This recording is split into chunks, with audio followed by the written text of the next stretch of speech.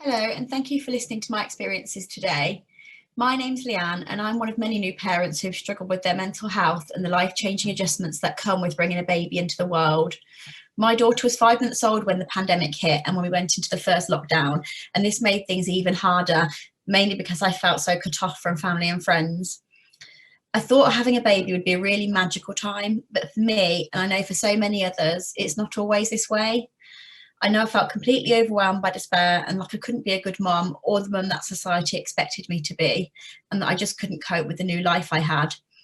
I had no previous mental health difficulties, so no reason to think I might struggle with becoming a mum or with my mental health. But now I can definitely say that becoming a mum was the hardest thing I've ever done. However, as I know many parents do, I plastered on a smile and told everyone I was fine. Mainly because it feels like society expects this, and there's a huge pressure to live up to the expectation of being a good parent. To have to reach out and say you're struggling is the hardest call you can ever make, and for many can feel impossible. For this reason, so many parents end up struggling at home, alone, behind closed doors, and afraid to speak up. I really believe that health professionals working together can change this. I worry that in a system where parents have to pick up a phone and call for support, many parents will just sit at home struggling alone. I'm really lucky that my healthcare professionals spotted the signs I was in crisis. My midwife spoke to my health visitor, and that way my health visitor was able to look out for signs I was struggling. They could then refer me to my perinatal mental health team for specialist support, a referral I'm confident I wouldn't have made on my own whilst I was struggling like that.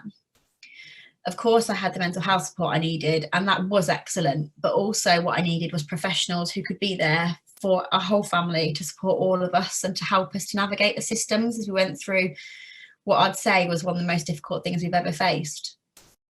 My experience shows clearly how with consistent, joined-up care, health professionals working together across midwifery, health visiting and community mental health can be life-changing and life-saving. I don't doubt for a second that this support saved my life and stopped my children having to grow up without me, because I'm their mum. I consider myself a strong person, but even now the desperation I felt then haunts me at times, and if you ask me how I would have coped without these wider professionals, I honestly don't think I would have. Members of the APPG for Children and the Government Health Minister, you are meeting today to discuss the Health and Care Bill. Today, you have the power to influence that health and care bill in order to ensure that the NHS coordinates with local authorities to provide more joined-up services for patients locally. As a mum who's only sat here now because I had great professionals intervene at the right time, I know how incredibly important this can be. I've teetered on that edge and I can see how easily things can go very wrong. There is no doubt that this changes the lives of parents and babies and children for the better.